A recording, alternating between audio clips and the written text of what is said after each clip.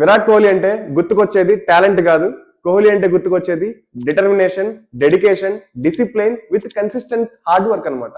కోహ్లీ ఏదైతే అచీవ్ చేశాడో అవన్నీ 1 month లోనో 1 year లోనో రాలేదు. It's years of consistent hard work and discipline. ఇలానే ఆయన గేమ్లో తను 100% కాదు 1000% ఎఫర్ట్స్ పెడతారు. అందుకే ఆయనకి సక్సెస్ రేట్ అనేది చాలా ఎక్కువ ఉంటుంది. ఇప్పుడు మన గోల్ జాబ్ కొట్టడం అయితే ఆ జాబ్ కొట్టడానికి మనం ఎంత డిసిప్లైన్ గా ఉన్నాం, ఎంత కన్సిస్టెంట్ గా హార్డ్ వర్క్ చేస్తున్నాం అనేది ఇంపార్టెంట్.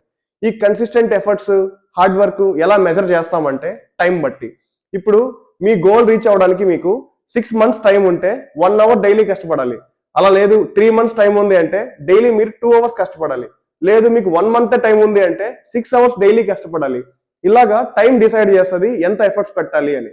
ఇట్లానే జాబ్ కొట్టడానికి మనకి మెయిన్ గా కొన్ని రూల్స్ ఫాలో అవ్వాలి, కొన్ని మ్యాండేటరీ థింగ్స్ ఉంటాయి. అవి ఏంటి అంటే రెజ్యూమ్ అనేది ప్రాపర్ గా చేయాలి, అలానే కమ్యూనికేషన్ స్కిల్స్ ఇంప్రూవ్ చేసుకోవాలి, నెట్వర్క్ బిల్డ్ చేసుకోవాలి, ప్రాజెక్ట్స్ కంప్లీట్ గా బాగా చేయడం నేర్చుకోవాలి, అలానే ఒక కాన్సెప్ట్ ని స్టార్ ప్యాటర్న్ తో ఎక్స్ప్లెయిన్ చేయడం నేర్చుకోవాలి, టెక్నికల్ స్కిల్స్ లో స్ట్రాంగ్ గా ఉండేలా చూసుకోవాలి. అది ఏదైనా అవ్వచ్చు, జావా అవ్వచ్చు, పైథాన్ అవ్వచ్చు, ఎస్క్యూఎల్ అవ్వచ్చు, ఇంకా మీకు నచ్చింది నేర్చుకోవచ్చు. ఇవన్నీ మనం కోహ్లీ లాగా కన్సిస్టెంట్ గా నేర్చుకుంటే కవర్ డ్రైవ్ లాగా స్మూత్ గా జాబ్ వచ్చేస్తుంది. ఇక్కడ జర్నీ అనేది చాలా ఇంపార్టెంట్. ఈ ప్రాసెస్ లో పేషెన్స్ గా ఉండాలి. అలానే నేను మిమ్మల్ని ఇక్కడ ఇంకో కోహ్లీ అవ్వమని చెప్పట్లేదు, మన ఇంటికి ఒక కోహ్లీ అవసరం అని చెప్తున్నాను. ఆ కోహ్లీ మీరే అవ్వాలని కోరుకుంటున్నాను.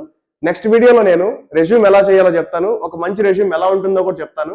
So signing off, see you on the next Sunday. Follow me for more updates.